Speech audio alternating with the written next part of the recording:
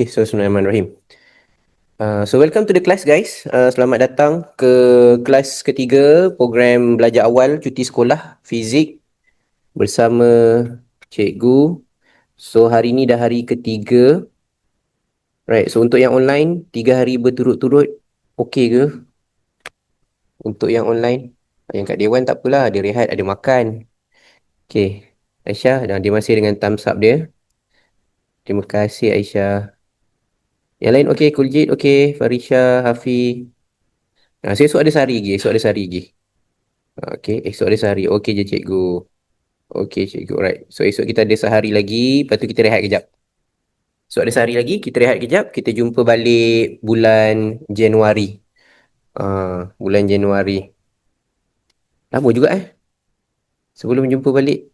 Macam seminggu lebih lah. Okey, seminggu lebih sebelum jumpa balik.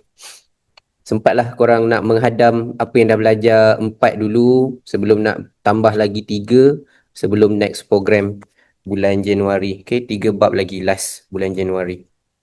So untuk hari ni kita nak pergi kepada bab 6. Okay, bab 6 nama dia dekat sini pun korang boleh nampak, Physics Nuclear. Okay, Nuclear Physics. Sekejap, cikgu buka dia punya ni.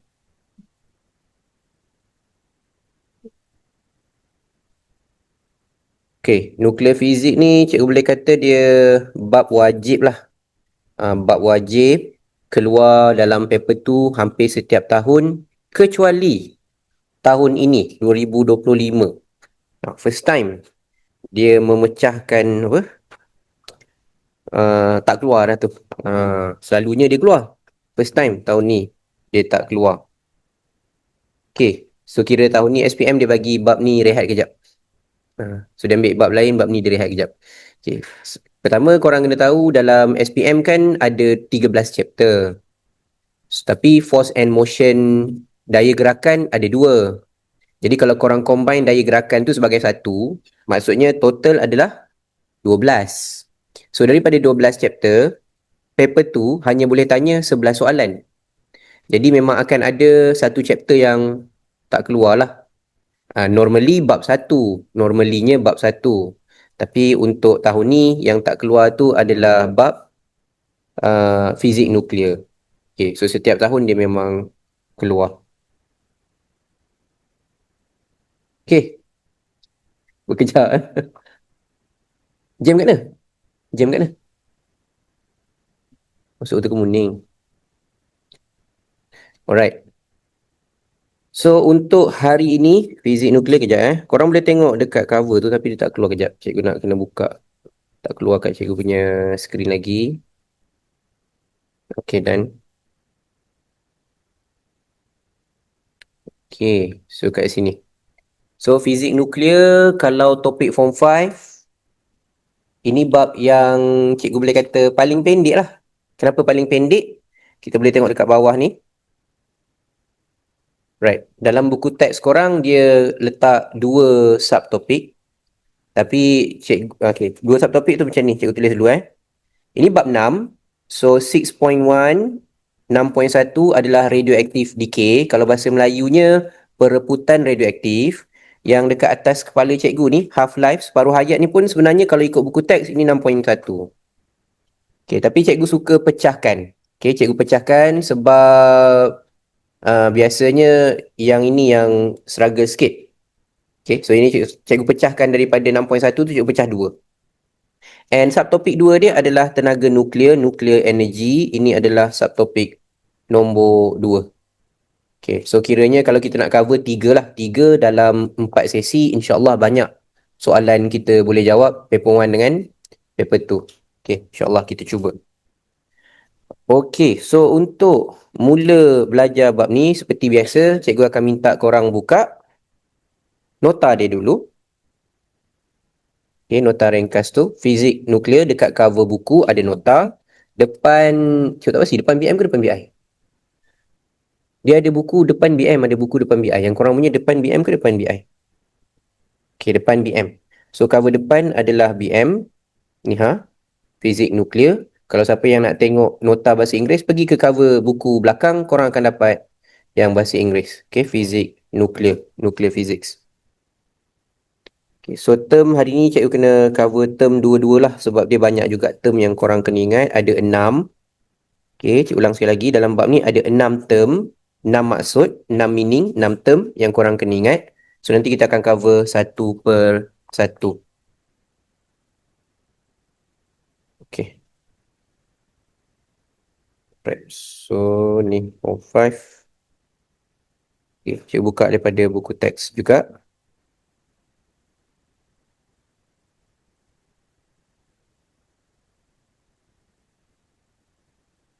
Okay. Alright. So inilah topik yang kita nak cover hari ini. Nuclear physics, physics nuklear, ada 2 subtopik macam cikgu cakap tadi. Okay, kalau kita tengok dekat situ pecahan untuk silibus korang KSSM 2021 dia keluar subtopik 2, nuclear energy, tenaga nuklear.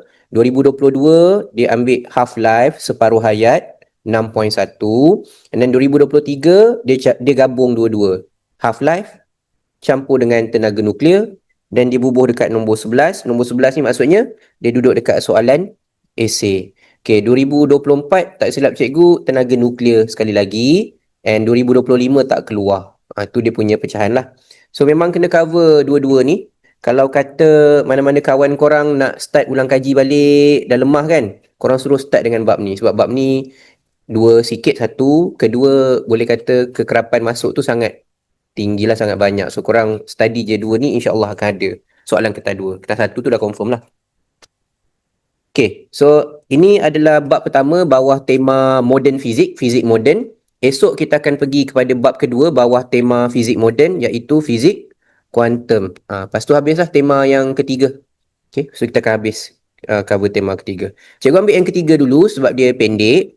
And macam cikgu terangkan dalam kelas sebelum ni, yang ini tema kedua, elektrik, elektromagnet, dan cikgu gabung juga dengan elektronik sebab elektronik pun berkaitan dengan elektrik juga.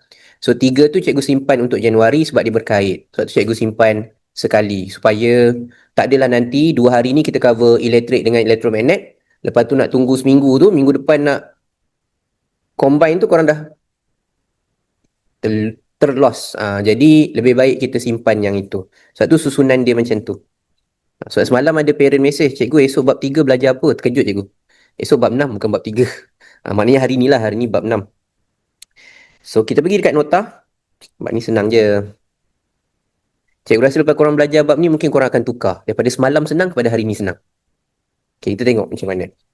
So pertama, kita pergi dekat sini. Alright, yang lain boleh? Yeah. So kita start kat sini. Pertama nama dia fizik nuklear. Kenapa fizik nuklear? Simple je. Sebab nuklear tu sebenarnya mewakili perkataan nukleus. Bahasa Inggeris pun nucleus, and bahasa Melayu pun nukleus. Ejaan je lah, berbeza sikit. So nukleus dia duduk dekat mana? Nukleus adalah subatomic particle, okay, subatom dalam satu atom lah. So dalam atom ada 3 subatomik yang korang kena tahu, wajib tahu, iaitu proton, neutron, and yang warna kelabu ni apa? Elektron. Right. So dia ada kimia sikit awal-awal ni lah. Okay, kimia dia apa? Kimia dia macam ni. Waktu korang belajar kimia, fokus korang adalah kepada susunan elektron.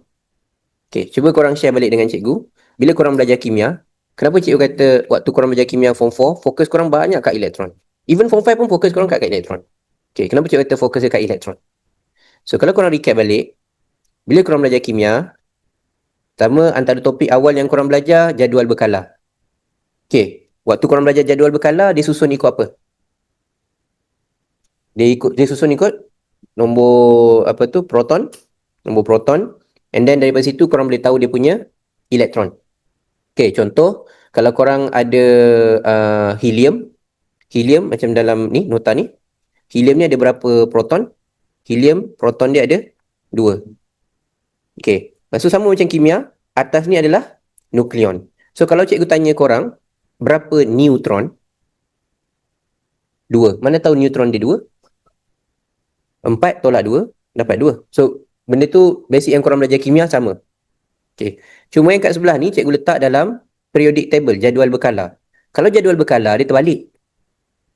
Jadual berkala, proton dia dekat atas. Ni nombor proton dia.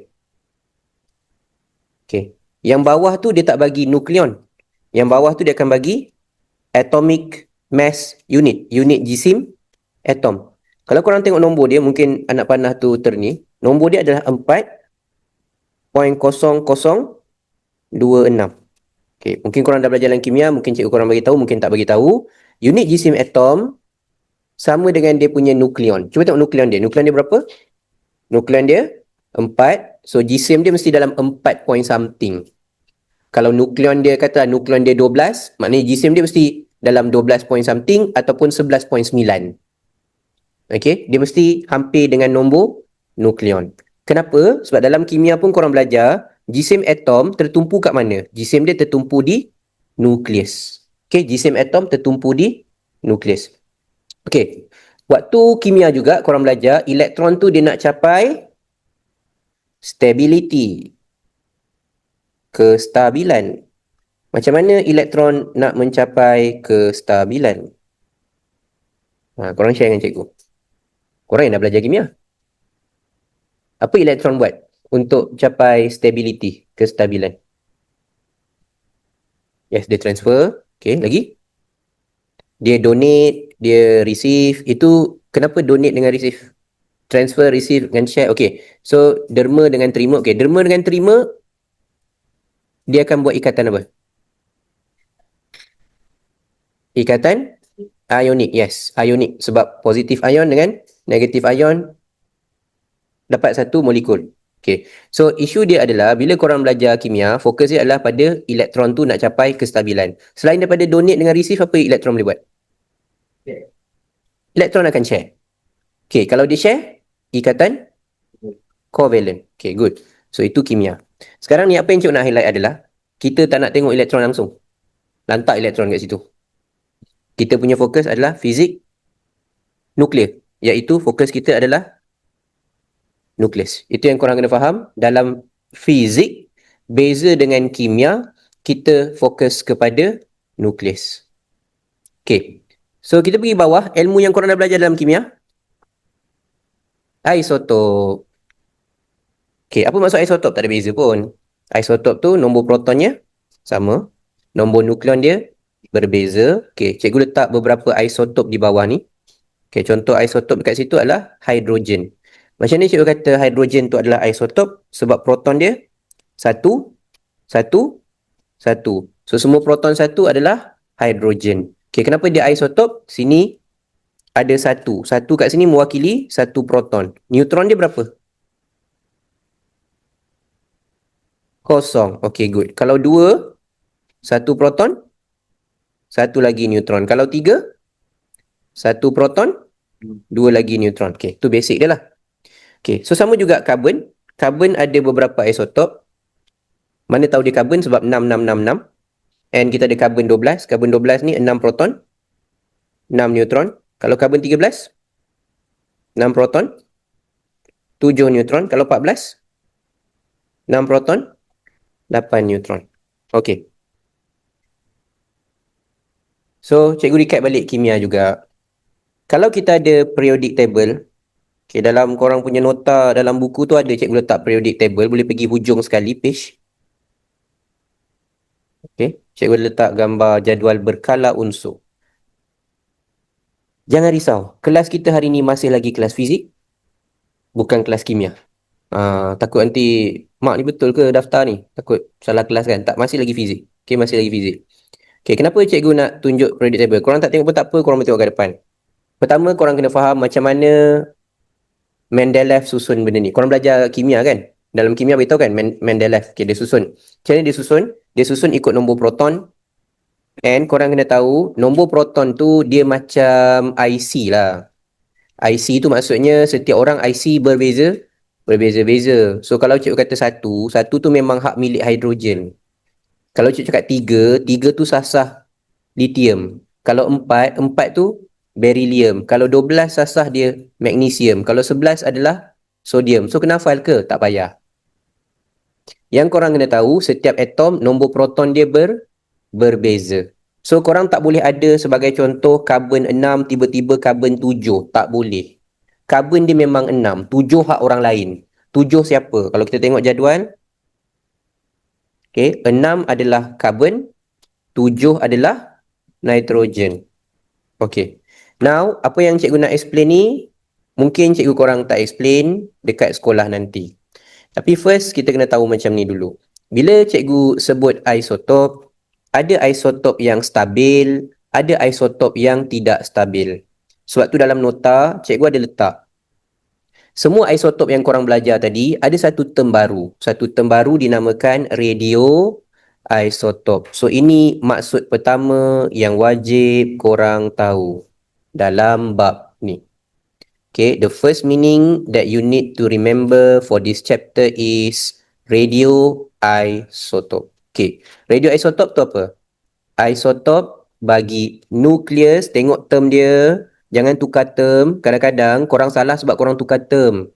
Korang kata isotop bagi atom. Cikgu tak sebut atom. Bab ni guna nukleus. Dalam bab ni semua perkataan yang korang guna adalah nukleus. Kenapa? Sebab cikgu dah cakap awal-awal kelas tadi. Bab ni namanya fizik nuklear. Fokus dia adalah kepada nukleus, bukan atom. So kalau korang tulis atom, itu yang salahnya. Nampak macam betul, tapi salah. Fokus kita bukan the whole atom. Fokus kita only the nucleus. So dalam nucleus tu, ada yang stabil, ada yang tidak. Isotop bagi nukleus yang tidak stabil dipanggil radioisotop. Kalau English, we call it as isotope of unstable. Still another term is nucleus. Okey. Contoh yang cikgu letak kat sini yang lebih dekat adalah karbon. Karbon korang belajar dalam kimia. Apa kegunaan karbon 14? Korang dah belajar. Okey. Apa kegunaan karbon 14? Fosil. Yes. Apa gunaan karbon 14? Untuk cek fosil. Okey, macam mana dia cek? Sekejap lagi kita belajar. Tapi korang tahu kegunaan dia adalah untuk cek usia fosil. Okey, macam mana? Sekejap lagi kita cover. Anggar usia fosil. Betul. So, kenapa kita guna karbon 14? Sebab karbon 14 tu radioisotop. Dalam kimia korang tak belajar kenapa guna karbon 14. Dalam kimia yang korang belajar, untuk anggar usia fosil guna karbon 14. Kenapa tak cakap? Ni baru kau nak belajar kenapa. So, karbon 14 sebab dia radioisotop. Tapi karbon 12, dia stable. Okay, macam mana kita nak tahu stable? Kita nak tahu stable adalah sebenarnya berdasarkan periodic table, jadual berkala. Kalau korang tengok karbon kat sini, ini dia tulis karbon. Kalau cikgu nak tulis balik karbon tu, karbon 6 kat bawah, 12.011 ni cikgu beritahu tadi, 12.01 ni adalah dia punya GSIM, mass. Tapi bila korang nak tulis, korang tak guna mass. Korang guna dia punya nombor nukleon. So nombor nukleon dia nak letak berapa? Letak 12. So karbon 12 adalah karbon yang dah stabil. So karbon yang stabil, kita tak kacau dalam bab ni. Sebab korang tengok balik kita belajar bab ni untuk apa? Untuk belajar pasal nukleus yang tidak stabil. Okey. So baru kita nak pergi maksud yang kedua. Nukleus yang tidak stabil tadi ataupun the radioisotop akan buat apa? So radioisotop bahasa Inggerisnya dia akan undergo satu proses that we call as radioactive decay. Okay, itu maksud kedua yang korang kena hafal. Okay, cikgu ambil yang bahasa Inggeris, sekejap lagi cikgu pergi yang bahasa Melayu. A process in which unstable nucleus. Apa nama lain unstable nucleus? Apa nama lain unstable nucleus? Radioisotop. Okay, so process in which unstable nucleus ataupun radioisotop tadi become more stable. Maknanya nukleus dia tak stabil, tapi dia nak jadi yang lebih stabil. Macam mana dia nak jadi yang lebih stabil? Dia akan mengeluarkan emitting radioactive radiation. Okay, so bahasa Melayunya, proses perebutan spontan nukleus Siapa yang mereput? Saya cakap awal tadi, yang hanya mereput adalah radioisotop, iaitu nukleus yang tidak stabil. Sekali lagi cikgu remind, jangan guna perkataan atom. Bab ni belajar nuklear. So guna perkataan nukleus. Okey, nukleus yang tidak stabil menjadi lebih stabil dengan memancarkan sinaran radioaktif. Okey, ini maksud kedua yang wajib. Dalam bab ni ada 6 Dalam bab ni ada 6 maksud. Korang ingat 6 maksud, itu je yang keluar, dia takkan keluar selain daripada 6. So kita dah cover berapa dah maksud? Dah 2, ada lagi 4. Okey, boleh? So, persoalan yang baik, Kuljit tanya kat sini, cikgu macam mana nak tahu nukleus tu stabil ke tidak? Alright. Basic dia adalah kalau dia tak ada dalam periodic table, dia tak stabil. Contoh, kalau kita tengok kat sini, karbon yang stabil adalah karbon 12. Okey, contoh yang tak stabil tadi adalah karbon 14, 6. So, ini unstable. Bila unstable, dia adalah radioisotop. So, radioisotop akan mereput, decay. Bila dia mereput, dia keluarkan apa tu? Dekat maksud tu, dia keluarkan apa? Radioaktif. Apa radioaktif yang dia keluarkan? Alpha, beta dengan gamma. Okey, kenapa dia mereput keluarkan alpha, beta, gamma? Supaya dia jadi lebih stabil. Okey, so soalan Kuljit tu cikgu simpan sikit. Sekejap lagi kita explain lagi sekali. Kita pergi dekat sebelah tengah tu. So bila dia mereput, macam mana pereputan tu berlaku? Now korang kena hafal. Okey, apa yang korang kena hafal adalah dekat sini. Okey, cikgu cakap tadi, bila dia mereput, ada berapa jenis pereputan?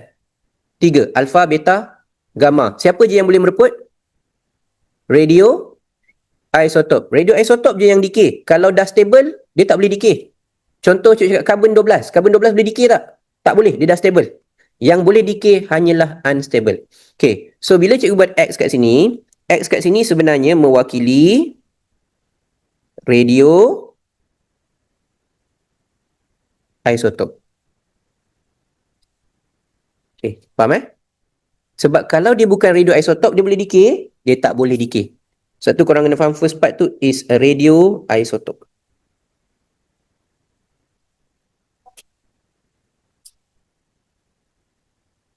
Okay. So, anak panah ni menunjukkan dia decay. Tu anak panah tu, dia decay. Dia jadi apa? Okay, so bila dia decay, kalau dia mengeluarkan zarah alpha, alpha decay, okay, korang tengok apa perubahan kepada proton dia. Cikgu buat dia punya formula tu. Proton dia, korang kena tolak 2. Ini memang kena ingat. Proton, kalau alpha, proton kena tolak 2. Nukleon kena tolak 4. Okay, cikgu ambil satu contoh. Contohnya uranium. Uranium kat sini, sah-sahlah dia radioisotop. Sebab cikgu buat anak panah tu mereput, mestilah dia radioisotop. So, dia radioisotop, dia mereput. Apa jadi pada 90? Tolak 2. Jadi, 92 tolak 2, 90. 238 tolak 4, 234. Okay, so sekarang ni 90. Okay, kalau ikut jadual, 90 dalam jadual berkala, siapa radioisotop 90? So, cikgu tunjuk kat sini. Ini untuk pemahaman Untuk pemahaman je. Kalau exam korang tak ada jadual berkala. Jadi yang korang kena ingat, tolak je 2, tolak je 4. Okay, tapi nak membuktikan kenapa TH, kalau kita tengok jadual berkala, 90 tu dekat bawah ni. Tu, 90. Sebab 90 cikgu cakap tadi, setiap atom, nombor proton dia berbeza, IC dia. So 90 hak siapa? 90 hak thorium. So kena tulis thorium lah. Okay, so bawah dia berapa? 23, 232. Ini yang dalam jadual, 232. Okay, kita patah balik yang korang punya tadi. 23 berapa? 234. Maksudnya thorium ni masih lagi tak stabil. So dia tak stabil, dia mereput jadi thorium yang masih tak stabil. So nanti dia mereput lagi dan lagi. Sebab tu dalam buku teks korang, walaupun belum sampai yang itu lagi, tapi cikgu tunjuk dulu, dalam buku teks korang dia buat macam ni.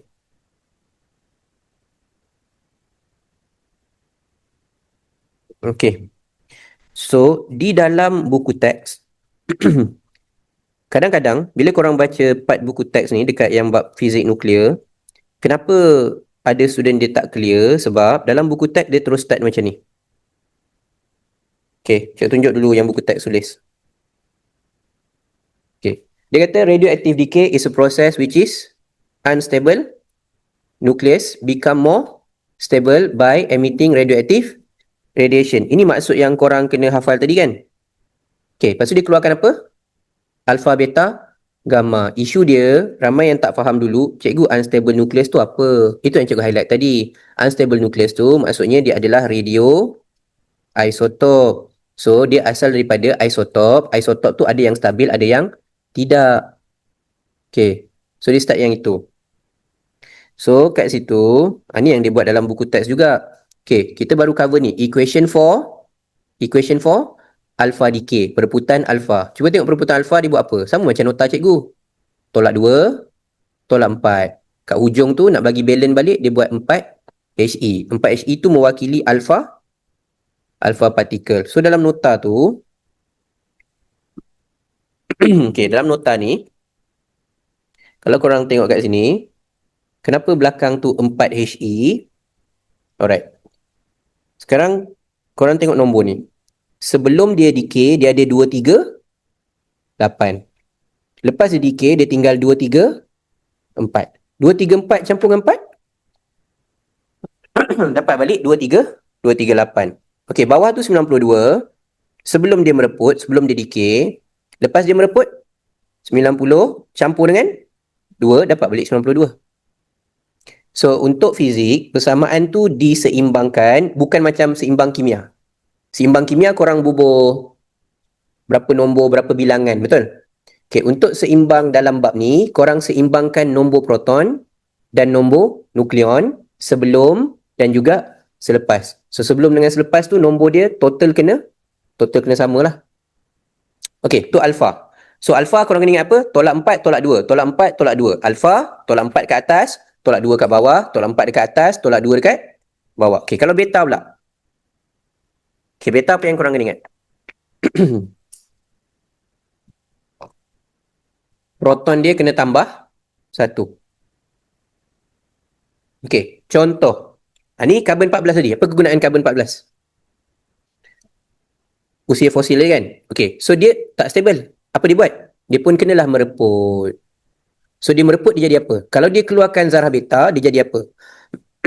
Dia akan jadi 6 tambah 1, 7. 14 tak tukar, 14 kekal. Jadi kalau ikut jadual berkala, 7, 14 tu adalah nitrogen. Okay, cuba tunjuk balik jadual berkala supaya korang nampak dia punya perubahan tu. Okay, kat sini. So, kalau kita rujuk kepada beta tadi karbon 6, 14, dia mengeluarkan zarah beta. So, proton tambah 1 jadi 7, nukleon kekal 14. So, tengok jadual 7 siapa? 7 adalah nitrogen. So, cikgu boleh nitrogen kat sini. And kebetulan, kalau korang tengok nombor nukleon dia tu, nombor nukleon dia adalah 14.007. Maksudnya apa? Maksudnya, nitrogen ni dah stabil. So, kalau dia dah stabil, dia mereput lagi tak? Tak, habislah itulah ending dia. Tapi nak balance kan macam mana tu? Tak balance tu. Sebelum ada 6, selepas ada 7. Nak balance kan macam mana? Nak tambah berapa? Atas kosong, bawah ni kena tolak 1. Supaya dia seimbang. So, bila tolak 1, ini bubuhlah elektron. So, elektron ni, warna merah ni, ini mewakili zarah beta.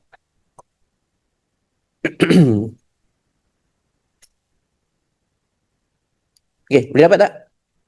Kita dah nak cover separuh nota dah tu. Yalah, bab ni tak panjang, 2 satu topik je.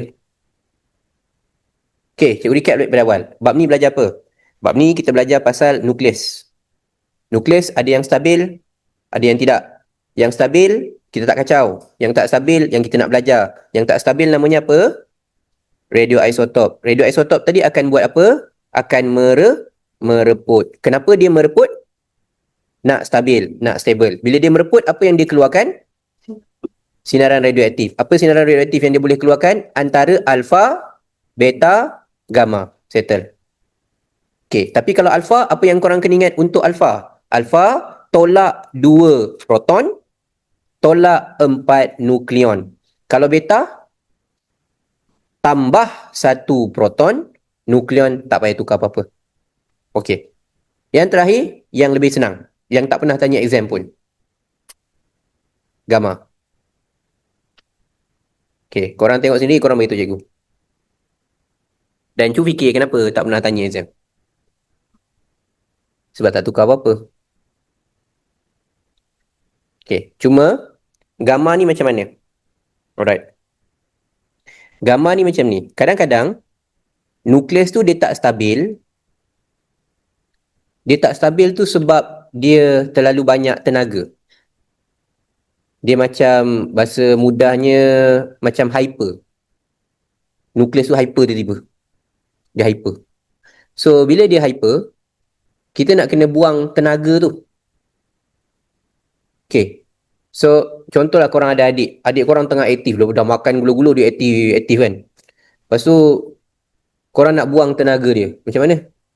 Kau bawa pergi taman, biar dia lari-lari. Kau bawa pergi ni, biar dia main apa semua. Supaya tenaga dia dah berkurang tu, balik dia boleh tidur lena. Kalau kau biar juga kat rumah, dia memang tak nak tidur. Okay. So, sama lah dengan kobak ni contohnya.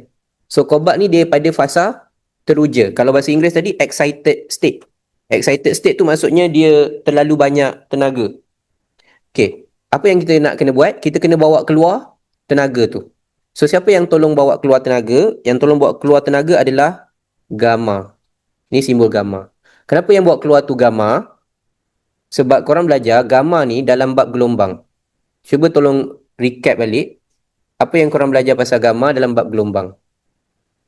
Gamma tu salah satu daripada radioactive wave, gelombang electromagnetic wave, gelombang elektromagnet. Okey, apa gelombang elektromagnet yang kita ada? Okey, gelombang elektromagnet kalau kita recap balik, kita ada radio, may, micro, may I visit your ex girlfriend. Okey, radio, micro, inframerah, visible light, UV, X-ray, gamma. Gamma ni gelombang. So macam korang belajar bab gelombang, apa tugas gelombang? Gelombang tugas dia membawa tenaga.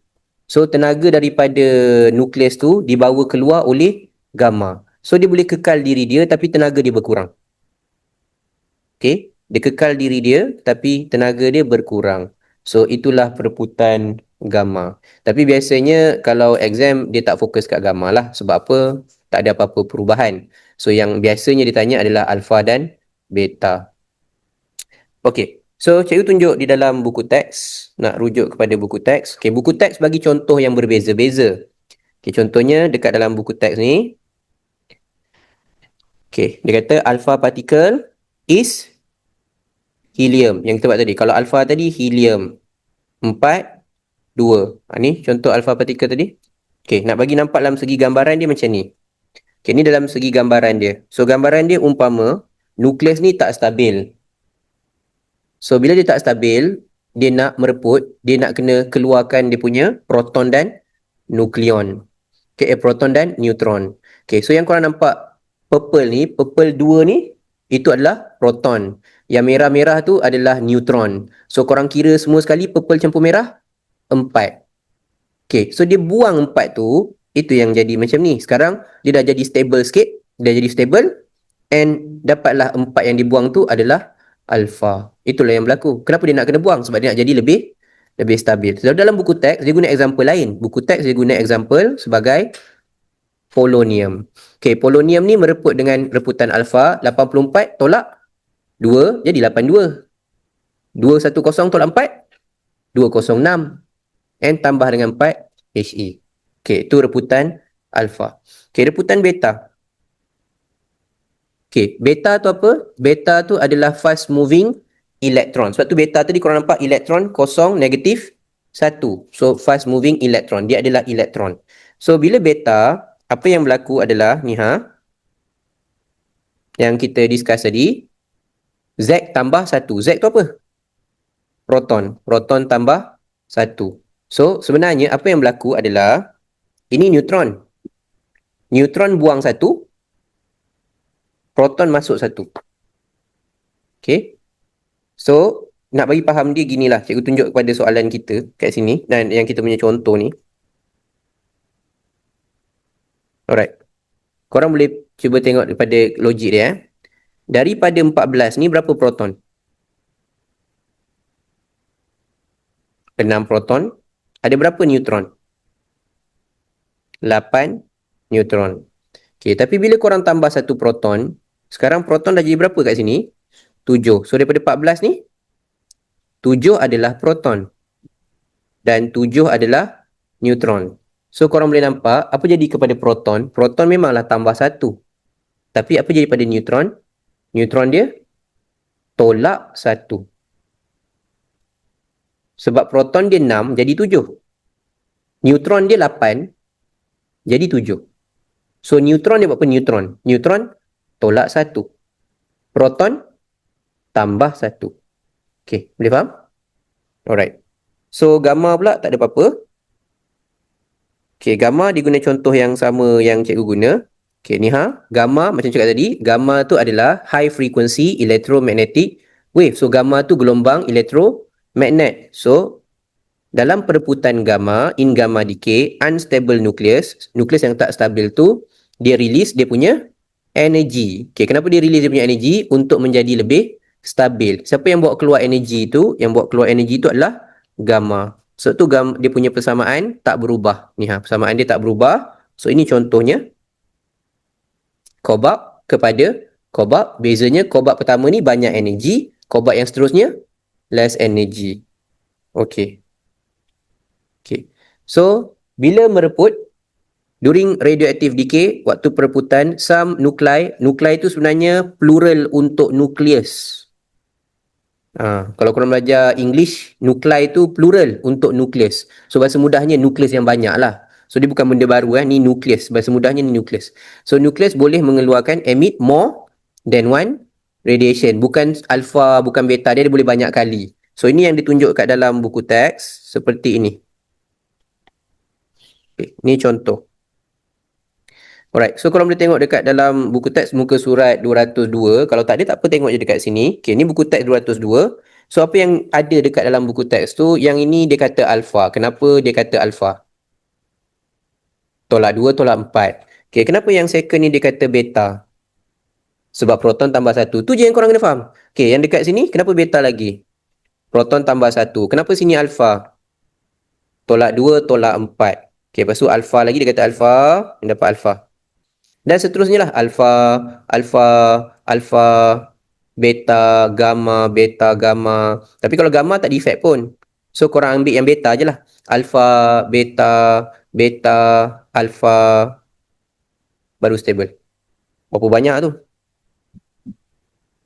Okay. Jadi yang banyak ni, itulah part terakhir dalam nota tu. Kita boleh tulis dia dalam bentuk graf. Okay, bentuk grafnya macam ni.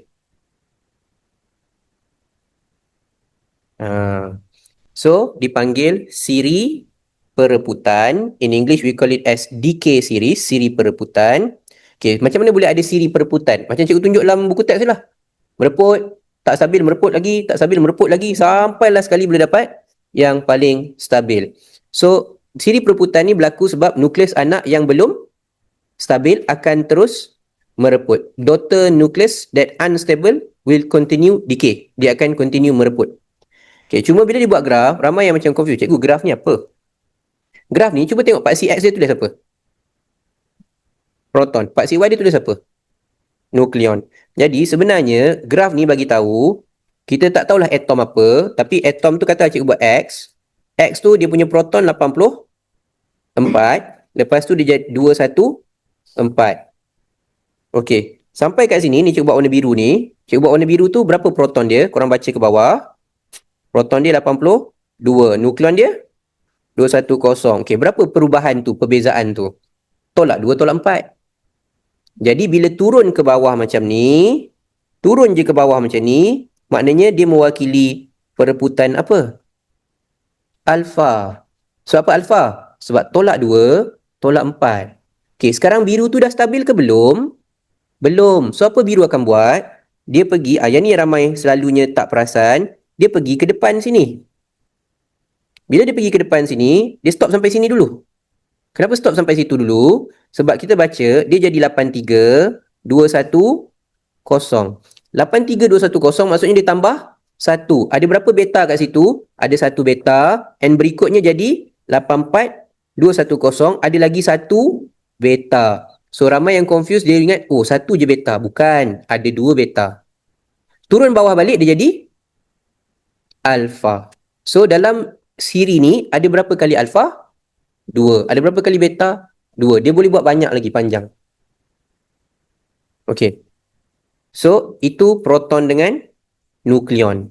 Okay, sekarang kalau korang ada pen ke apa ke, korang tanda yang ini. Ini lain. Tak ada lain sangat pun. Beza apa dengan atas? Atas tadi nukleon. Yang dekat sini neutron. Okay, kalau neutron, ingat balik. Neutron untuk alpha, neutron dia tolak 2. Untuk beta, neutron dia tambah 1. Tu yang cikgu highlight tadi. Alpha, neutron tolak 2. Beta decay, perebutan beta tambah 1. So korang boleh tengok kat sini, daripada 130, kenapa dia turun 128? Tolak 2. Itu yang alpha kat sini. Okay, tapi kalau beta, apa je daripada proton dia? Tambah 1. So itu yang jadi daripada 8384. Dia punya neutron tambah, bukan neutron tambah 1. Silap, neutron tolak 1. So neutron tolak 1, daripada 128 turun jadi 127. Lepas tu tolak lagi 1 neutron, maknanya 126. So ada beta kat situ. So korang boleh perhati graf dia. Graf dia memang macam tu. Okay, bahasa mudah yang macam ni. Kalau alpha, yang turun sengit ke kiri tu semua alpha. Turun sengit ke kiri, alpha. Turun sengit ke kiri je, alpha. Kalau beta, kalau nukleon, dia flat. Kalau nukleon, dia flat. Kalau neutron, dia turun ke kanan. Alpha, turun sengit ke kiri. Beta, sama ada flat ataupun turun ke kanan. Okay. So, boleh faham setakat tu? Habis dah part pertama yang cikgu nak cover. Okay. Ada persoalan? Alright, so recap balik. Bab ni korang belajar apa? Nukleus. Nukleus ada yang stabil, ada yang tidak. Yang tak stabil namanya radioisotop. So radioisotop akan mereput. Kenapa dia mereput? Nak jadi stabil, ada berapa jenis pereputan? 3, alpha, beta, gamma. Okay, alpha apa yang korang kena ingat? Tolak 4 nukleon, tolak 2 proton. Untuk beta, tambah 1 apa? Tambah 1 proton. Nukleon kekal. Okay, kalau cikgu tanya neutron, untuk alpha, neutron. Untuk alpha, neutron tolak 2. Untuk beta, neutron tolak 1. Okay. So now kita pergi kat soalan. Okay, yang depan.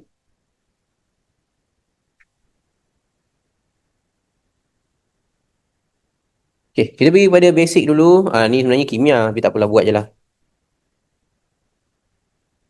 Manalah tahu, ada yang tersangkut juga kan. Okay, ada uranium 238. And korang memang kena tahu setiap kali dia bubuh nama 238 tu merujuk kepada neutron. Merujuk kepada nukleon. Okay, memang sentiasa nukleon lah. Okay, so dia merujuk kepada nukleon. So ada 23892. Soalan dia, berapakah proton, berapakah neutron? Proton berapa? Proton 92. Lepas tu, neutron? 146 ada. Siapa yang tak dapat ni, study balik kimia. Ni basic ini. Cikgu rasa ni bab berapa ni? Proton, neutron tu bab apa? Bab 2. Bab 2 kan? Bab 2. Bab 3 korang belajar kira-kira yang mol-mol tu. Bab 4 jadual berkala. Bab 2. Ni semua bab 2. Okay, manakah yang betul kalau dia kata X tu 29 proton, 5 neutron? 29 proton, ada 5 neutron. C ke B? C. Kenapa C? 34 ni adalah 29 tambah 5. Okay, nombor 3. Dia bagi beberapa proton dan nukleon, nukleus berbeza, PQR. So, antara PQR, yang manakah isotop? Mana isotop P dengan R. Okey, dah. Boleh lah ni. Power dah ni bab 2. Bab 2 je lah. Okay. Masuk bab mol-mol tu. Ni buat persamaan pun. Okey, nombor 4. Hidrogen 2, hidrogen 3, isotop bagi hidrogen. Hidrogen 2 maksudnya H21. Kalau hidrogen 3 maksudnya H31. Apa perbezaan antara hidrogen 2 dan hidrogen 3? Bilangan neutron. Alright. Pandai lah kimia. Ni semua kimia A ni. Nombor nukleon satu atom ialah bilangan proton dan neutron. Mana satu proton dan neutron? D, donkey. Okay. Nombor 6. So, dia bagi nukleus untuk klorin 3517. So, mana yang betul represent klorin tu? Protonnya berapa? Proton 17, 17, 17 ada 3. Elektron 17 juga. Neutron 18. Dah. Okay. So, tahniah semua berjaya menjawab bab 2 kimia dengan baik. Now kita pergi fizik dia belakang. Cikgu bagi happy lu. Macam dah happy lu. Macam, senangnya. Baru kita pergi real life situation dia. Ambil belakang. So, Raja menunjukkan persamaan bagi perebutan nukleus X. So, X tu jadi Y, PQ tambah alpha 42 dan tambah 2 kali beta. Maksudnya apa? X tu dia dah merebut alpha dan dia dah merebut beta 2 kali. Okay. Soalan dia, berapa nilai P dan berapa nilai Q? Okay, so macam nak settlekan, simple saja. Korang buatlah persamaan, samakan proton, samakan nukleon. Okay, cikgu tunjuk yang samakan nukleon. 226 adalah sebelum. Selepas korang ada apa? Korang ada P tambah dengan 4. Ni 4. Tambah dengan? Ni ada 2 kan? 2 kali kosong. Okay. Macam ni untuk proton pula. Untuk proton, sebelum dia decay, kita ada 88. Selepas dia decay, ada Q tambah 2 tambah 2 darab negatif 1. Sebab ni ada 2, so kena darab dengan negatif 1. Okay, so dia just samakan sebelum dan selepas. So, semua yang selepas korang tambah. Yang sebelum, kalau ada 2, 3 dekat sebelum, tambah juga. Tapi kita samakan sebelum dengan selepas. So, berapa nilai P, berapa nilai Q. Okay, nilai Q tu secara algebranya 2 tolak 2, Q tu adalah 88 D. Okay, so yang atas tu P sama dengan apa? 226 sama dengan, kalau kita buat satu lah kan, P tambah 4. So 226 tolak 4, P sama dengan 222.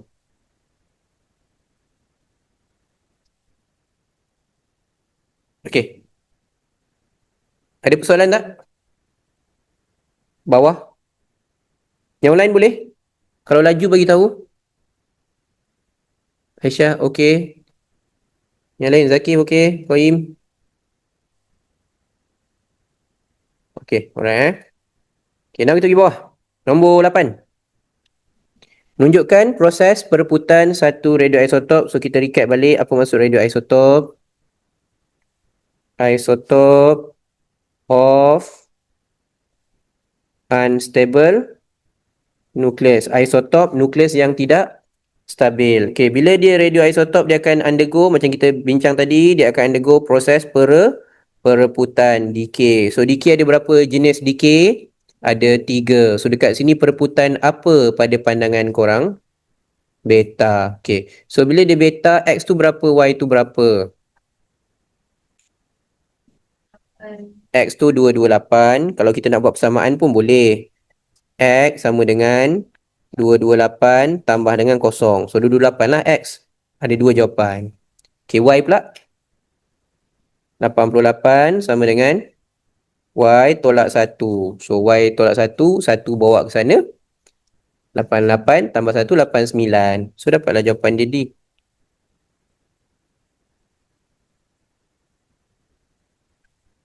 Okay. Mana lebih senang? Semalam ke hari ni? Okay. Kita pergi sini. Nombor 9. So, ini satu lagi persamaan. Nukleus polonium memancarkan zarah alfa dan ada sinar gamma. Okay, Cik dah cakap tadi, gamma tu korang perlu risau ke? Tak, lantaklah dia nak letak gamma kat situ, tak efek pun. So, korang punya fokus adalah alfa dan beta. So, masih alfa dan beta, gamma tu tak kacau apa-apa. Okay, so persamaan dia bagi kat bawah tu, X berapa, Y berapa? X, 206, Y 2. Okay, kalau hafal boleh tulis, kalau tak pun korang boleh buat besar. Buat persamaan je lah. 210 sama dengan X tambah 4. So, 210 tolak 4, 206 juga. 84 sama dengan 82 tambah berapa? 82 tambah 2. Dapat 84. So, masih lagi sama. X dia 206, Y dia 2. So, jawapannya adalah C. Okay. Ada persoalan tak? Alright. Now, nombor 10. Polonium nucleus decay by emitting alpha particle. What are the nucleon and proton number of the daughter nucleus? Masa tu. Sebab dia kata alpha, korang buat apa? Tolak 4, tolak 2. Tu dapat D. Dah. Beza bentuk soalan je, guys. Atas tu bentuk soalan lain, bawah tu bentuk soalan lain. Bendanya sama je. So, ingatlah. Tolak 4, tolak 2, tolak 4, tolak 2, tolak 4, tolak 2, proton tambah 1. Tolak 4, tolak 2, proton tambah 1. Ha.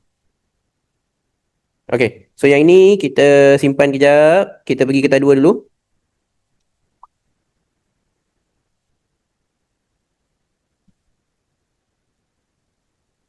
Okay. So, kertas 2 yang pertama, muka surat 16.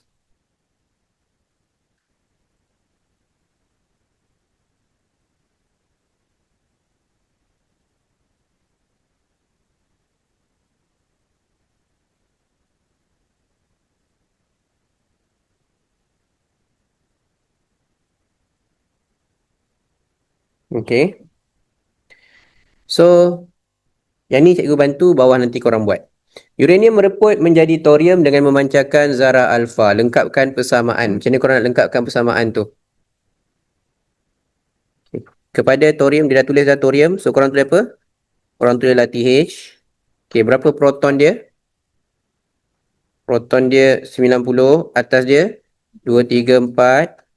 Okay, tapi belum settle lagi tu. Dia dah kata dia mengeluarkan zarah alfa, emitting and alpha decay. Macam mana korang nak tulis alpha decay? Plus helium 42 representing alpha.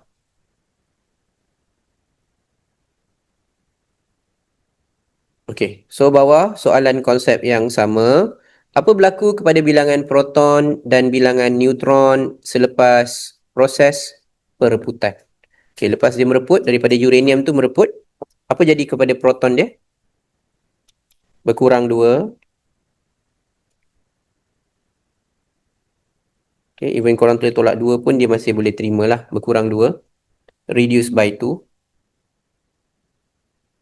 Okay, neutron.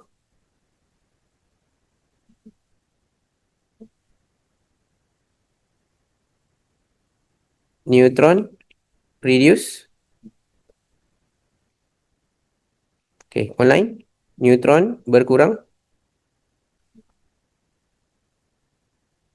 Okay, neutron berkurang 4 ke berkurang 2? Berkurang 2. Yang berkurang 4 tu apa? Nukleon. Itu antara trik dia nak korang sangkut. Nukleon dengan neutron. Kalau dia tanya nukleon, ialah tolak 2. Tapi dia tanya kat situ, neutron. So, dia tolak, neutron tolak 2. Nukleon tolak 4. Tulislah satu lagi kat bawah tu. Kalau nukleon, tolak 4. Ha, senang.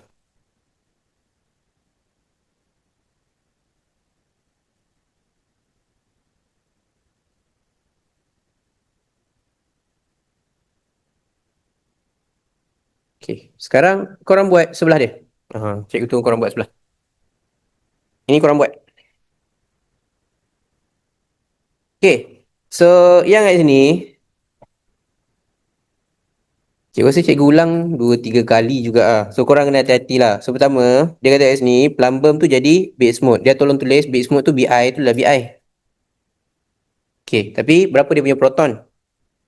8, 3. Berapa dia punya nukleon? 2, 1, 0. Kekal. Okay. Lepas tu, macam mana kita nak dapat beta tu? Kita tulis apa? Atas 0 kekal, bawah kena tolak. 1, kita buat E.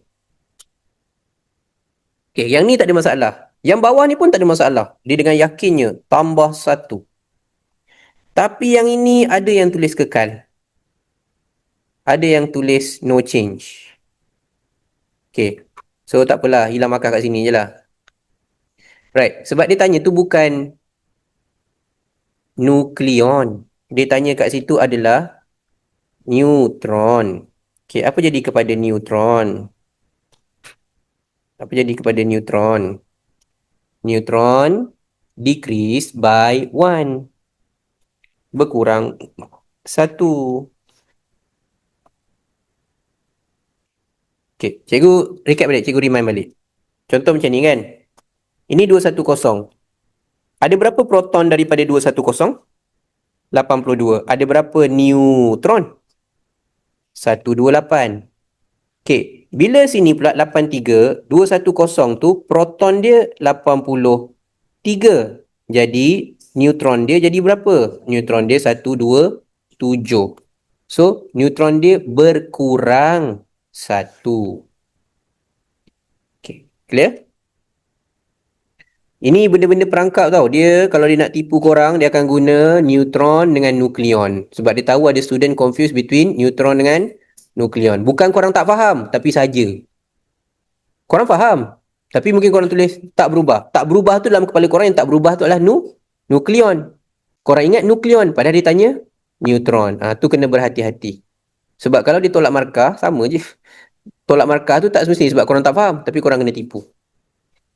Okay. Habis yang itu. Now, kita pergi page berikutnya. Yang ini. Alright. So, ini lagi satu contoh soalan. Perebutan bagi radioisotop radium. Sekali lagi, cikgu gariskan radioisotop. Apa maksud radioisotop? Isotop bagi nukleus yang tidak stabil. Tu meaning yang dia tanya. Sekarang ni kita baru hafal berapa meaning? Baru 2. Daripada total cikgu cakap berapa? 6. So, baru 2 daripada 6. So, kena hafal radioisotop. Radioisotop adalah isotope of unstable nucleus. Okay. Kalau bahasa Melayunya, isotop bagi nukleus yang tidak stabil.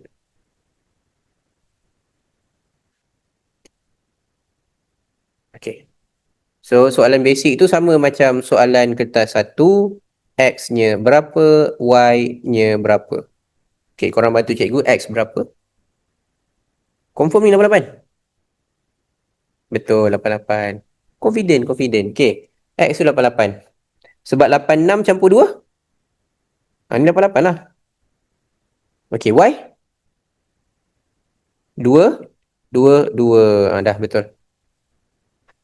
Okay, bawah.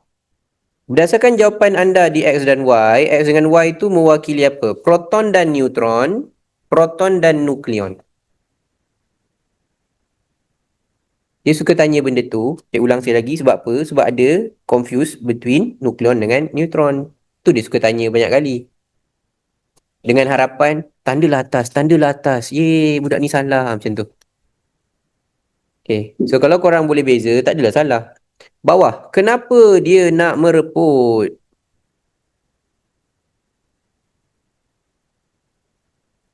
Untuk stabilkan. Okay. So, tak stabil. Untuk stabilkan tu kita cakap apa? Untuk stabil apa? Apa stabil? Apa yang stabil? Yes. So, kalau bahasa Melayu, korang boleh tulis untuk menjadi nukleus yang lebih stabil. Cikgu dah highlight tadi banyak kali, jangan guna perkataan atom. Atom ke elemen ke tak boleh. Sebab bab ni sasar dah tulis dah tajuk dia. Fizik nuklear. So guna perkataan nucleus. To become stable nucleus. Okey. Soalan bawah tu soalan yang tersusah di abad ini. Apakah jenis pereputan berdasarkan persamaan dekat atas tu? Dah dapat dah markah. Pereputan alfa and alpha decay. Okey. Yang sebelah ni nak mengira tenaga nuklear, ini subtopik 2. So kita simpan ni kejap. Ini subtopik 2. So yang ni nanti dulu, muka surat 19 tu nanti kita akan cover lepas kita buat subtopik 2. Kita pergi soalan muka surat 20. Okey, 20 sama je dengan soalan tadi, lebih kurang. Cuma bila kita tengok dua soalan tu, bezanya yang dibagi adalah jenis pereputan. Okey, soalan pertama tu korang nak tulis pun boleh. Apa dia? Okey, sekali lagi kita tulis supaya melekat kat kepala. Isotop nukleus yang tidak stabil. Isotop of unstable nucleus. Okey, tapi nombor dia lain lah dengan yang tadi. Sebab tadi nukleus lain, ni nukleus lain.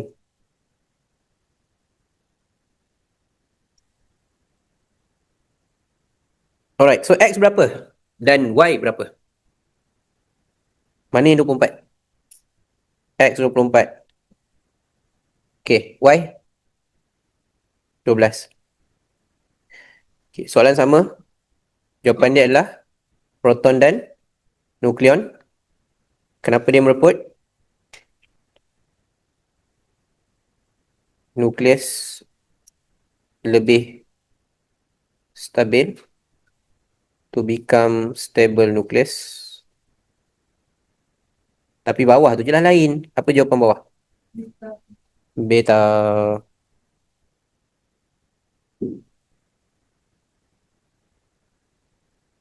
Okay, sama. Sebelah dia kita hanya boleh jawab bila dah cover tenaga nuklear. Okay, 21 kita simpan. Bila kita masuk subtopik 2, kita akan cover. Okay, next. Muka surat 22. Okay. 22 tu, kalau kita tengok kat situ, dia bukan lagi alpha beta sahaja.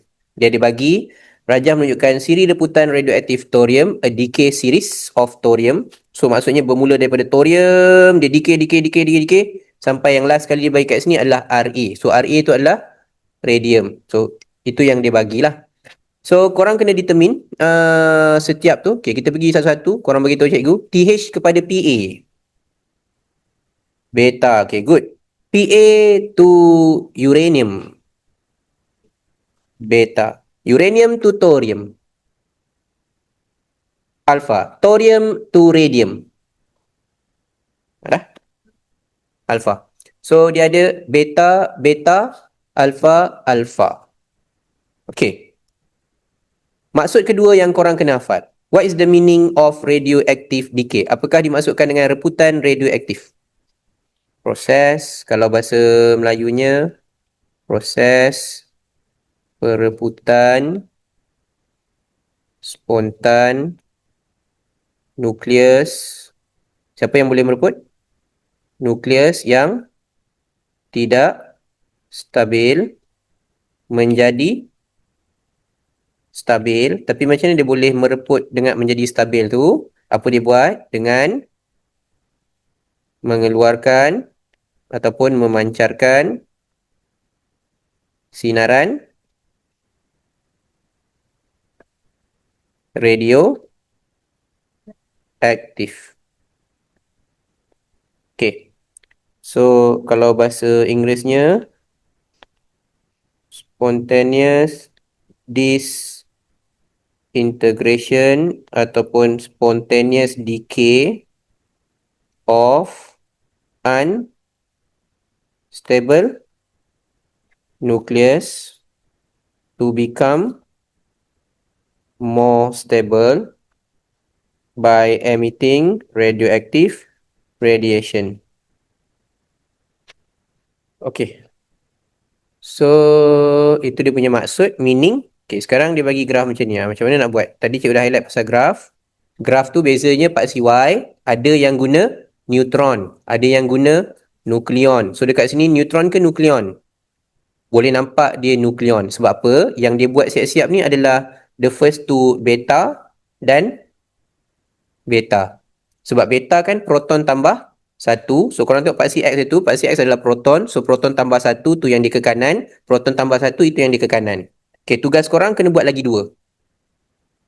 Okay, lagi dua which is daripada uranium nak pergi ke thorium and thorium pergi ke radium. Okay, cuba korang buat tengok.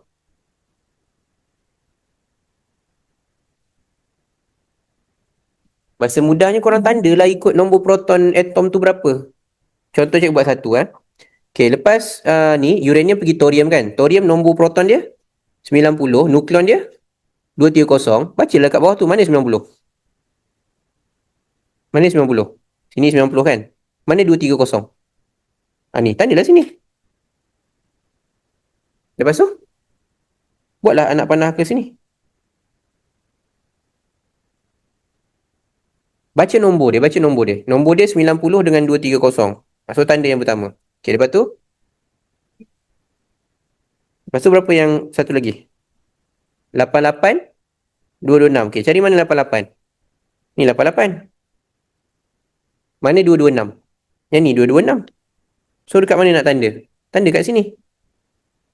Okay, lepas tu, tariklah. Buat anak panah. Okay, kalau korang nak tulis atom dia pun boleh. So, atom dia adalah 90, 230. 90, 230 tadi adalah thorium. And bawah ni 88, 226. Ni korang tulis radium. Ada.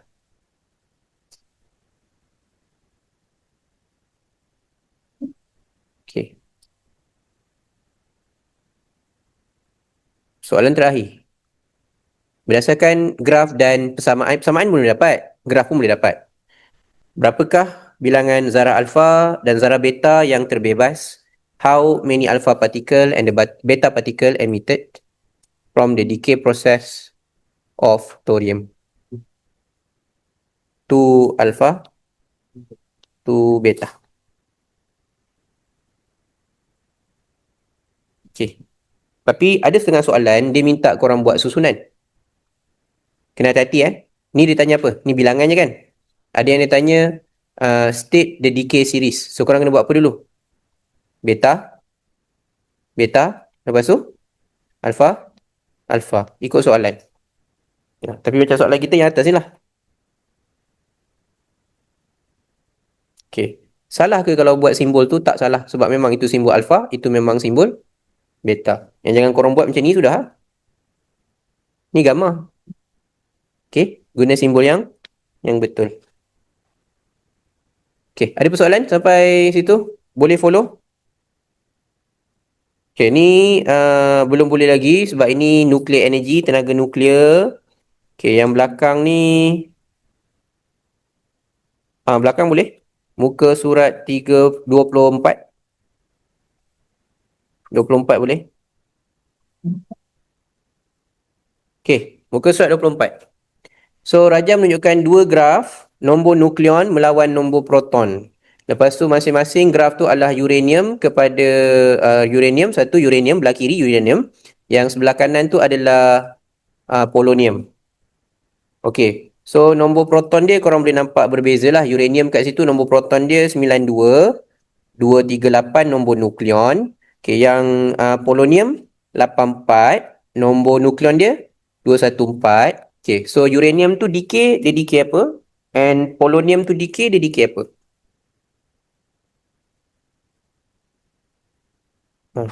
Jadi 90, 238. Ni ada pembetulan ni. 234 sini. 234 ni 230. Okay, 234. Okay, pembetulan tu 234. Atas ni 238. dengan 92. Okey, yang sebelah sana 84, 214 kepada 21082. Okey, so isunya dia decay apa? Belah kiri? Belah kanan? Dua-dua alpha. Nukleus dia tak sama lah. Tapi dia tanya decay apa? Decay alpha lah. Dua-dua alpha. Alright. So berdasarkan rajah 3.1 dan 3.2, nyatakan pengurangan bagi nombor nukleon. Nombor nukleon berkurang berapa? Berkurang 4. Okay. Nombor proton?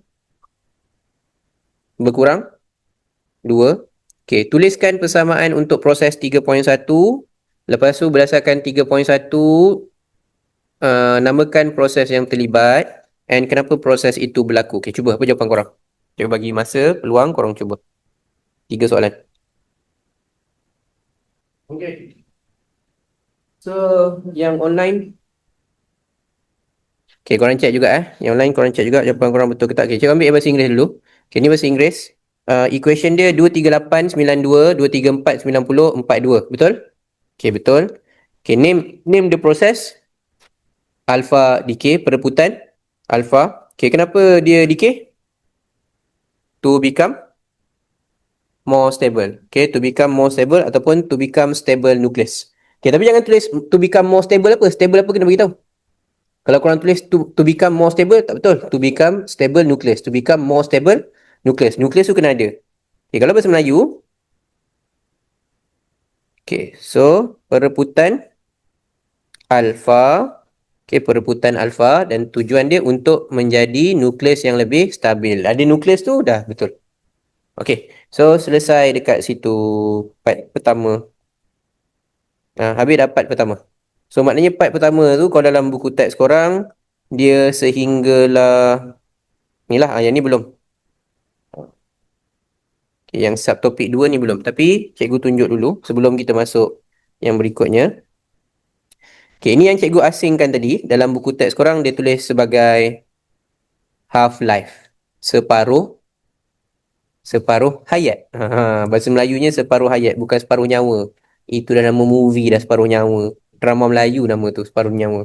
Okay, so sekarang ni dah habis part pertama. Ini masih lagi subtopik 1. Kita nak pergi sini. Okay. Yang ini kita akan cover lebih dalam sesi yang kedua. Tapi cikgu cover konsep dia dulu. Supaya korang nampak konsep dia. Right, konsep dia bahasa Melayu dipanggil separuh hayat. Inilah maksud yang ketiga. Dalam bab ni ada 6 maksud. Ini maksud yang ketiga. Okay, kita ambil dulu separuh hayat bahasa Melayunya. Masa yang diambil untuk sampel bahan radioaktif. So, radioaktif tu radioisotop tadilah.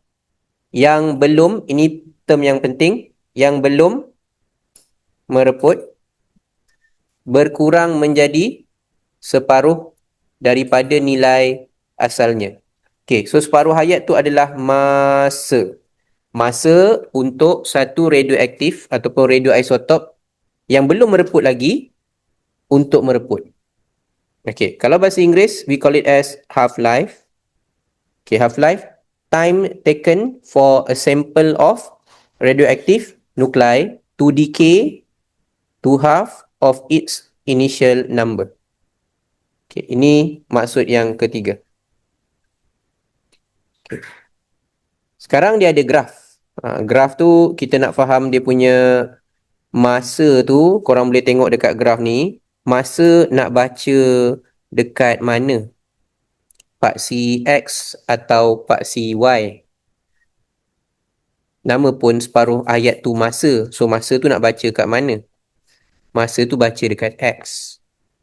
So bila korang nak mengukur ataupun membaca separuh hayat, half-life, baca paksi X lah sebab paksi X tu masa. Okay. So dia kata apa? Masa yang diperlukan untuk berkurang kepada separuh. Okay. Nak bagi faham dia macam ni. Aktiviti ataupun count per second ni nanti cikgu explain lebih detail. Tapi korang ambil macam ni. Bacaan dia dekat situ 2,000. So separuh daripada 2,000 berapa? 1,000. Okay. Untuk jadi 1,000 ni berapa lama masa dia ambil? Dia ambil masa selama 15 dan baca kat sini jam, so 15 jam. Okey. 1000, separuh dia berapa? Okey. So, untuk dia berkurang separuh lagi, dia akan ambil lagi 15 jam. So, 15 jam campur 15 jam, dapat 30 jam. Okey. 500, separuh dia berapa? 250 akan memerlukan lagi 15 jam. So, jadi 45 jam. Okay. Adakah dia memang jam? Tak. Dia ikut kepada nukleus. Ada nukleus, dia mereput cepat. Ada nukleus, dia mereput tu lambat. So, the decay rate, kadar pereputan, decay rate dia berbeza-beza. Dalam buku teks, dia letak macam ni. Cuba korang tengok untuk uranium jadi thorium ambil masa berapa tahun? Nak jadi separuh. Contoh nak bagi faham kan? Korang ada contohnya, korang ada like 1000 kat sini. Bila masa dia tinggal 500? Selepas, ni kuasa 9. 4, 5, 1, 2, 3, 4, 5, 6, 7, 8, 9. Tak lama lah. Lebih kurang 4 bilion tahun je. Okay. Kalau yang ni cepat. Berapa lama? 24 hari. Yang ni, ambil kau. Lagi cepat. 1.8 minit je. Kalau yang ni, 2.5 tahun. Okay. Kalau yang bawah ni, 1622 tahun. Sini, 3.843 tahun. 3.05 minit. Ada hari, ada minit, ada tahun. Yang paling cepat saat. Ada tak saat kat sini? Ada saat tu, hang satu. Okay. So, kenapa masa dia mereput tu berbeza-beza? Sebab ikut atom tu sendiri. Proses tu spontan. Bahasa mudahnya ikut suka dia. So, persoalannya, cikgu macam mana orang tahu berapa saat? Orang tahu berapa tahun? Manusia tak hidup pun sampai bilion-bilion ni. Mana dia tahu tinggal banyak ni? Ini semua tipu ni. Okay.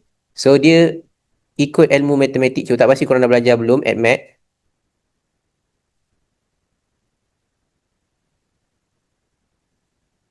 Dah belajar belum? Ni form 4 ke form 5? Form 4. Okay. Apa tu? Tu apa? Progression. Janjang. Janjang geometric. Geometric progression. Yes. Geometric progression. Janjang geometric. Guna ni lah. Jangan risau. Cikgu akan ajar korang supaya tak payah guna. Takut nanti, ya Allah, hari tu, hari Isnin dah kena belajar trigonometri. Ada sin rule, cosine rule. Tiba-tiba ini janjang pula. Memang fizik ni nak bunuh ke apa? Tak. Yang ni ada cara dia. Okay, cara dia macam ni je. Cara dia, korang bahagi je lah 2. Tu yang dekat bawah tu, cikgu buat tu. Korang bahagi 2. Ni ha. Okay. So, kalau mula-mula dia 2000, lepas tu, korang bahagi 2 tinggal berapa? 1000. Korang bahagi 2 lagi? 500. Okay, korang bahagi 2 kan? Maknanya, kalau katalah nak faham at mat tu juga, dia punya R dia adalah 1/2. R dia adalah 1/2. A tu apa? A tu sebutan pertama. Sebutan pertama ni 2000. Okay, kalau yang sini berapa kali tu? Ni berapa kali? Kalau nak sampai 500 ni berapa kali? Okay, so korang akan buat Tn A Rn tolak 1. So korang masukkan 2000 darab dengan 1/2. Lepas tu kuasa dia kuasa 2. Okay, cuba buat dapat berapa? Dapat? Dapat 500 tu. Okay. Tapi perlu ke korang nak buat janjang tu? Tak payahlah, bagi je lah 2. Bagi 2, bagi 2, bagi 2, bagi 2, bagi 2, bagi 2. Okay. Cuma kena faham. Kenapa korang belajar janjang? Kenapa korang belajar geometric progression tu? Cuba bayangkan kalau cikgu tanya korang, berapakah nilai selepas separuh hayat, maknanya dia bagi separuh tu, separuh hayat ke 50?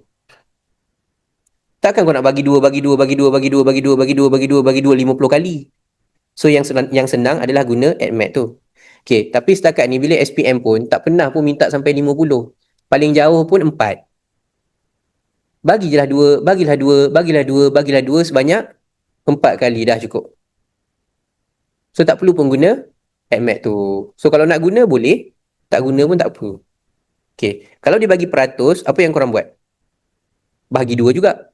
100% bagi 2, 50. 50 bagi 2, 25. Kalau cikgu minta lagi, yang keempat, yang ketiga, bagi 2, 12.5%. Kalau cikgu nak bagi 2 lagi, 6.25. Bagilah 2 lagi kalau kena bahagi lagi. Okey, kalau pecahan pula, mula dengan 1. 1 bahagi 2, 1/2. 1/2 bagi 2, 1/4. 1/4 bagi 2, 1/8. 1/8 bagi 2, 1/16. So, apa yang korang buat, just bahagi 2. Okey, just bahagi 2. Okey. Tapi yang tu kita akan buat lepas rehat. Cuma sebelum rehat ni, cikgu nak explain dulu mana datang nombor-nombor activity count per second tadi. Sebab, pertama cikgu tanya korang. Korang nampak ke nukleus? Nukleus pun tak nampak kan? So, bila nukleus mereput, dia keluarkan alpha, beta, gamma. Boleh nampak ke alpha, beta, gamma? Tak boleh. So, macam mana orang tahu adanya alpha, adanya beta, adanya gamma? Mestilah ada dia punya alat nak ukur. Kalau tak ada alat nak ukur, macam mana orang tahu ada alpha, beta, gamma tu? Okay, jadi saya nak tunjuk korang satu video ni. Daripada sini, kita boleh ambil pemahaman pasal count per second ataupun count per minute yang ada dekat graf tu. Sebab selalunya student dia confuse, cikgu mana datang count per second, count per minute yang ada dekat graf tu mana datang dia. Sebenarnya orang ukur. Okay, so untuk pengukuran tu, sambil tu kita tengok satu video ni. So video ni adalah video orang pergi ke kawasan paling radioaktif di dunia.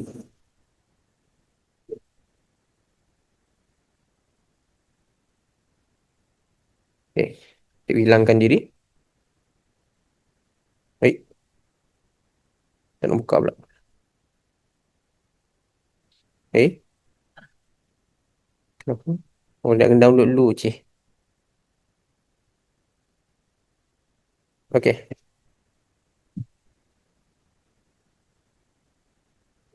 Banyak orang. Ini Pripyat Hospital dekat Chernobyl. Dekat Ukraine. Okay, so cuba tunjuk kat situ. Apa yang dibaca? Overload. Alright, sekarang korang tengok dia punya alat tu. Nama alat tu, dia punya model Red Eye B20 model And pengeluaran daripada syarikat Fisher Scientific, itu dia punya company. Yang pentingnya kat sini, alpha, beta, gamma, survey meter. Okay, so dia detect bacaan radiation kat situ, dah overload. Overload maksudnya tak nak baca dah terlalu tinggi. Okay. Overloaded. Radiation is frightening. At least certain types of it are. I mean, my Geiger counter doesn't go off near my... Alat tu Geiger counter. So, ni kita boleh dapat lebih detail, boleh nampak. Ada alpha, beta, gamma, survey meter. Okay, sekejap lah cikgu cari waktu dia pusing yang cantik sikit. A mobile phone or the Wi-Fi router. Okay, so kat sini. Alright. So, korang nampak dekat bawah tu ada 10,000 CPS. CPS tu adalah count per second. Itu yang dekat dalam graf tu, 2,000, 3,000 apa semua tu. Mana datang nombor tu? Adalah nombor daripada alat ni. Okay, untuk level SPM, dengar dulu untuk level SPM, kita memang guna CPS je. Sebenarnya dia ada unit dia. Unit dia adalah sievert per hour. Untuk detect radiation ni sebenarnya ada unit dia. Unit dia adalah sievert per hour ataupun boleh guna RAM per hour.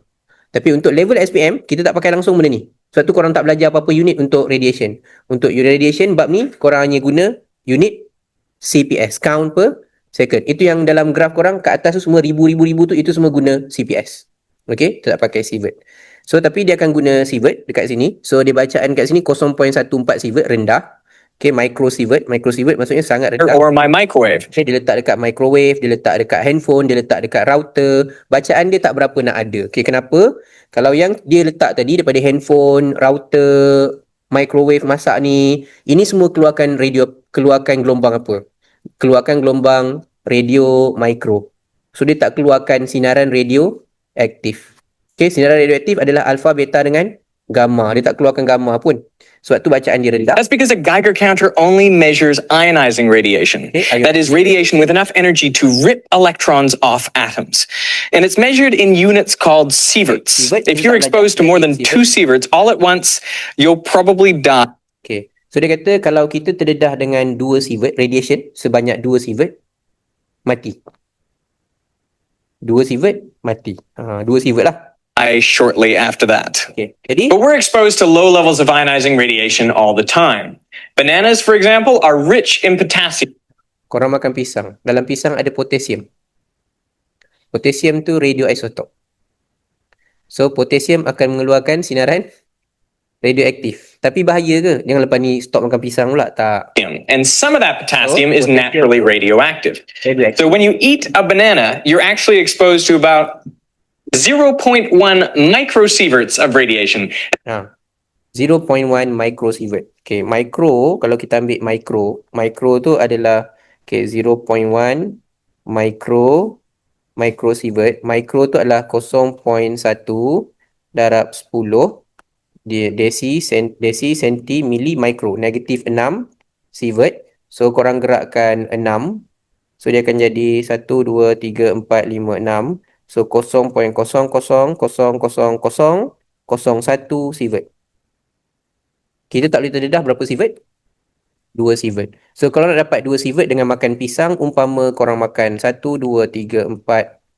Okay, 1, 2, 3, 4, 5, 6 pisang. Ini bersamaan 2 sievert lah. Kalau satu pisang tu 0.1, ini bersamaan dengan 2 sievert. Berapa pisang? 2 juta pisang. Pernah korang makan 2 juta pisang satu masa? Belum pernah lagi. InsyaAllah tak akan cukup 2 sievert. So, jangan risau makan buah tak akan pernahnya kena radiation sampai 2 sievert. Okay, so sangatlah rendah sebenarnya. Cuma dia nak gunakan... That's 1/10,000th of a sievert. Let's use a banana for scale of radiation doses. You know, since people eat bananas, we become radioactive too. So you're actually exposed to more radiation if you sleep next to someone than if you sleep alone. Dekat asrama But I wouldn't worry about that because lagi banyak radiation lah, radiation daripada member kepada korang. Tapi tak ada apa pun sebab dia sangat kecil. Okay. that dose is insignificant compared to the natural background radiation of Okay, dia sebut natural background radiation. So bahasa mudah macam ni. Kita kena faham bila kita cakap radioisotop tadi adalah nukleus bagi atom, nukleus. So dalam keliling kita pun ada banyak atom, keliling kita pun banyak nukleus. So banyak je nukleus keliling kita ni yang tak stabil. So apa dia buat? Dia akan mereput. Even korang pun selalu nampak benda yang mereput. Contohnya korang ada food waste. Food waste akan mereput. Korang ada contohnya nampak kucing kena langgar, mati, bangkai kat situ.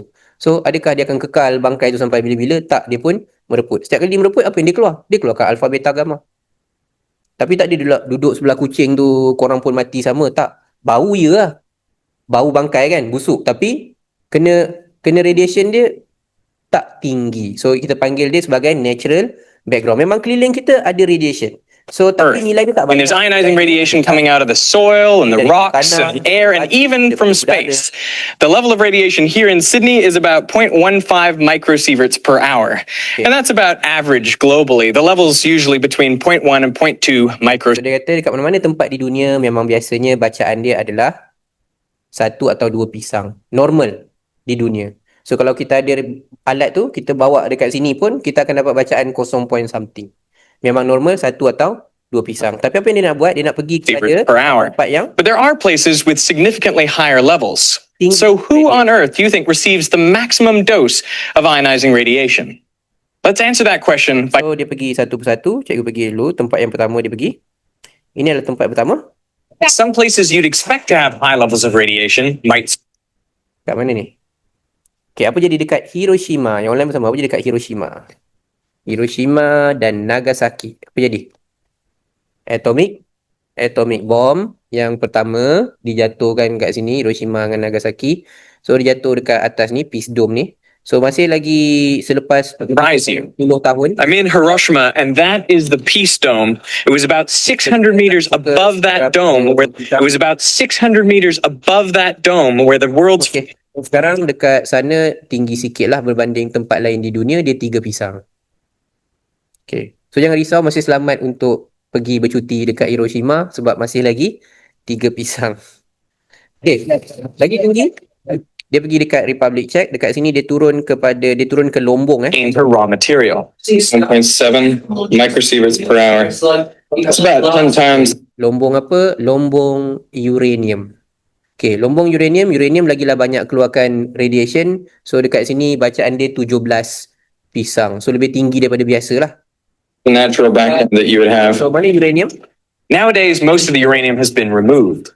But in this wall, there's still a small piece. Okay, so kalau nampak yang macam purple tu, itu adalah uranium lah. So orang ambil, ketuk, and batu uranium tu digunakan untuk buat bahan untuk fossil fuel untuk negara yang pakai nuclear reactor. Okay, dia akan guna uranium, enriched uranium. Ada juga yang guna buat And you can see under UV light, it fluoresces. Look at that. Fluorescent uranium ore. This is the lab of... Okay, so ni Radium Institute Paris. Ini adalah makmal Marie Curie. Pernah dengar Marie Curie? Okay, siapa Marie Curie? Alright. Marie Curie tu cikgu tunjuk dulu. Kalau siapa yang tak pernah nampak, ini cikgu tunjuk muka dia. Okay, yang esok dalam buku esok ada. Tapi cikgu tunjuk dulu lah. Dalam buku esok korang akan nampak muka Marie Curie. Okay, inilah Marie Curie. Korang boleh nampak dia satu-satunya perempuan yang berada dalam senarai ni. Itu Marie Curie. Okay, so ini tahun 1927 antara Kongres diorang berbincang tentang tenaga nuklear, atomic bomb dan sebagainya. So kalau boleh nampak tengah-tengah tu ada siapa? Albert Einstein. And yang tepi ni dia seorang je, Marie Curie. Yang lain semua lelaki, dia seorang je perempuan. Okay, so walaupun dia seorang je perempuan, korang tengok kat sini. Marie Curie. She won 2 Nobel Prizes, one in physics and one in chemistry. And Dia ada 2 anugerah Nobel, satu fizik, satu kimia. Okay, Albert Einstein pun kalah. Albert Einstein satu je, dia ada 2. Okay, and Marie Curie, dia dengan suami dia buat kajian tentang radioaktif. Inilah lab dia. So Marie Curie ni kalau ikut sejarah dia orang Poland. So bila orang Poland, dia duduk bawah zaman perang dunia waktu tu, waktu perang ada Nazi apa semua. So dia nak selamat daripada Poland, dia lari ke Jerman. Okay, lepas tu dia lari ke sinilah, Perancis. So dekat Perancis ni dia buat dia punya apa Radium Institute ni lah. Dia buat kajian dekat sini.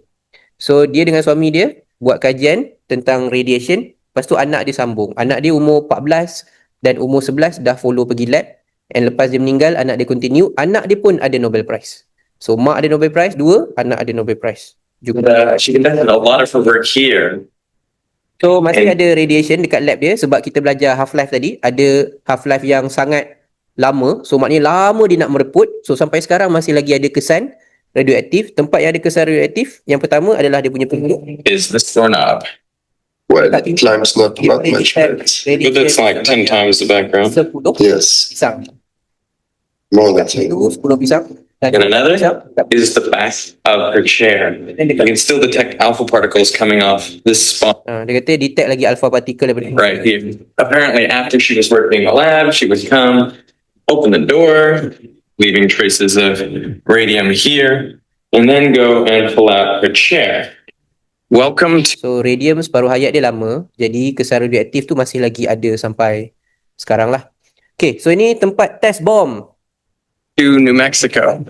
This is the Trinity bomb test site where the world's first Okay, siapa pernah tengok cerita Oppenheimer? Belum ada cerita Oppenheimer kan? Inilah tempat yang dia bom waktu cerita Oppenheimer tu. So dalam cerita Oppenheimer tu, ini adalah padang pasir. Dan yes, dia memang berasal daripada padang pasir. Selepas bom, dia tumbuh rumput. Okay, sebab tu ada idea bila orang nak pergi marih. Salah satu idea dia apa? Bom marih. Kalau kita jatuhkan bom kat marih, mungkin dia ada rumput macam ni. So ada rumput, ada oksigen, boleh duduk kat marih. Itu pendeknya lah. Ada idea. Bukannya orang nak buat. Ada idea dia. So dekat sini tempat dia test. Kenapa dia test? Sebelum dia bom Hiroshima dan Nagasaki, mestilah test dulu. Kau bayang daripada US nak pergi ke Japan, naik kapal terbang, sampai kat sana jatuhkan bom. Bom jatuh tak meletup. Malu. So test dulu. So kat sini dah test dia. So, Nuclear dia- bomb was set off right here, dekat kawasan tu. right in this spot. This whole area was vaporized. In fact, there was so much heat Okay, so dia liberated by berapa that ni? bomb been made. So dekat sini The level of radiation here is about 0.8 microsieverts an hour. The trinitite itself is a little bit more radioactive. Batu yang ada kat sini adalah batu disebabkan letupan. So batu disebabkan letupan maksud batu tu pun ada radioaktif. So batu tu I sendiri got readings of 2 or 3 microsieverts an hour off them. 21 pisang. So kalau rasa nak bawa balik radiation yang tinggi, pergilah sana, ambil batu dia bawa balik. Okay, lebih tinggi lah 21. Now, which place has higher levels of radiation than anywhere we've seen Tempat so yang far? Next adalah Chernobyl. Is Chernobyl nuclear reactor Yang ni nuclear disaster, dia ada nuclear reactor. Nuclear reactor dia meletup tahun 84. number 4.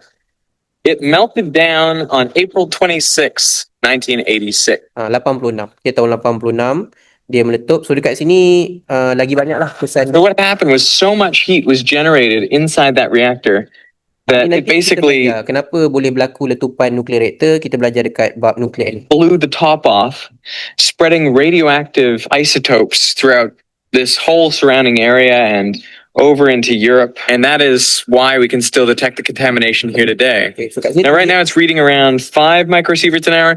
If I stayed here for 50 pisang. So kat situ tinggi. Okay. So dia duduk kat situ, kalau dia duduk 1 jam, umpama dia pergi x-ray gigi. So bila korang buat x-ray gigi tu maknanya korang terdedah dengan radiation. So duduk kat situ sejam, umpama pergi x-ray gigi.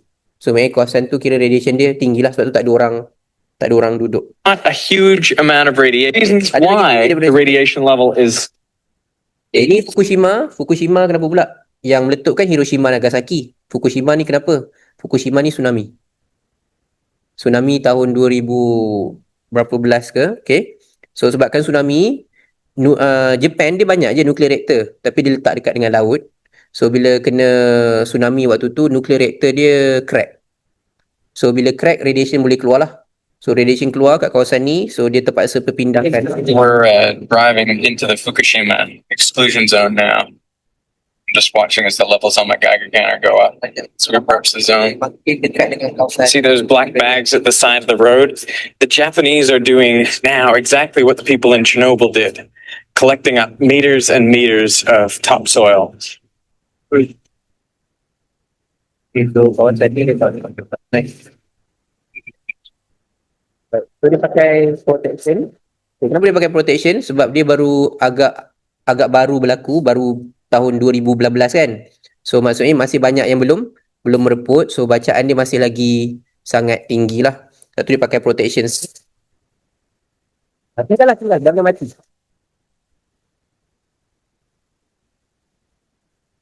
Dia macam korang bayangkan kalau contoh lah kan, kat Shah Alam ada nuclear reactor meletup. So dia akan tengoklah radius berapa, katalah radius dia dalam 20 km contoh. So semua yang berada 20 km dari kawasan tu semua orang kena pindah. Macam ni lah, ini yang jadi kat sini. So tak ada orang duduk lah. Baju-baju semua tak boleh pakai. So dekat situ lebih kurang dari segi pisang adalah I think we won't be staying here too long because of that. 100 pisang. Normal berapa tadi? 1 atau 2 pisang. Dekat sini 100 pisang. Memang tak boleh duduk lah. Sebab tak ada orang boleh duduk. Okay, so last sekali adalah hospital yang tadi tu. Ni hospital tadi. 1,500 microsieverts an hour. And if we stay here for a couple hours, we receive our annual dose. Okay, hospital ni kenapa pula? Tadi Chernobyl dah meletup. Bila Chernobyl meletup, siapa yang datang? Bomba datang. Okay, bomba datang. Bomba pun nak pergi padam kebakaran semua. Tapi bomba pun terdedah dengan radiation. So dia pun dah start muntah-muntah, dah apa semua. So dia pergi mana? Dia pergi ke hospital. So bila dah sedar, dia punya baju-baju semua tu dah kena radiation. So dia orang dump semua barang-barang tu dekat sini. So hospital ni tak boleh guna lah. So inilah tempat yang paling radioaktif di dunia. Okay, so kalau nak melawat boleh lah. Pertama boleh pergi Fukushima tadi. Lepas tu pergi Chernobyl pula.